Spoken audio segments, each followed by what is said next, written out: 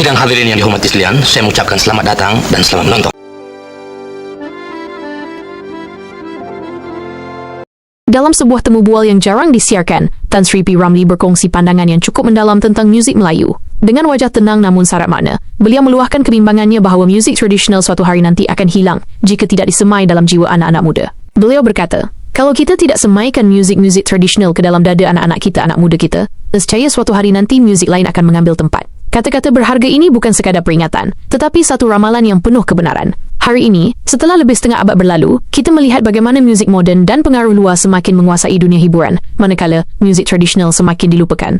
P. Ramlee bukan hanya seorang seniman yang menghasilkan filem-filem agung dan lagu-lagu indah, tetapi juga seorang pejuang budaya yang sentiasa memikirkan tentang masa depan bangsa. Beliau faham bahawa muzik tradisional bukan sekadar hiburan, ia adalah nadi, identiti, dan maruah bangsa Melayu.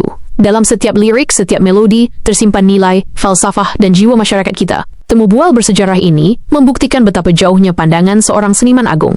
Beliau sedar bahawa dunia seni bukan semata-mata tentang populariti atau keuntungan, tetapi tentang tanggungjawab untuk memelihara warisan. Itulah sebabnya P. Ramlee terus mengangkat muzik asli, keroncong, joget, zapin, dan pelbagai irama tradisional dalam filem serta karyanya. Pesanan berharga yang ditinggalkan harus kita ambil sebagai iktibar. Kita tidak boleh membiarkan muzik tradisional hanya tersimpan dalam arsip atau buku sejarah.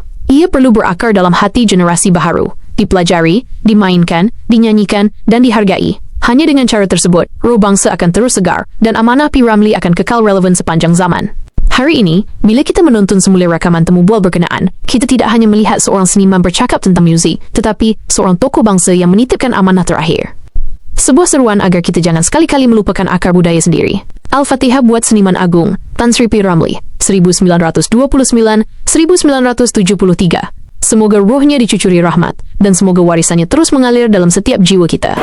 Orkes combo, lagu-lagu asli, ghazal, dan dendang sayang ini tidak pernah dipertandingkan atau dipertunjukkan.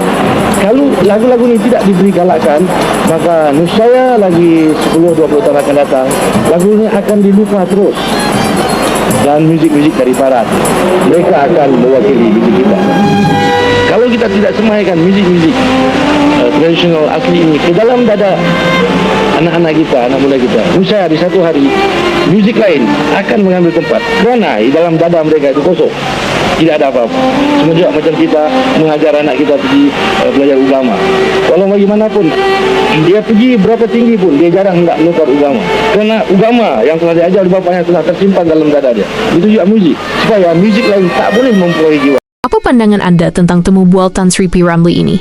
Adakah anda setuju dengan pesanan beliau? Kongsikan pendapat anda di ruang komen.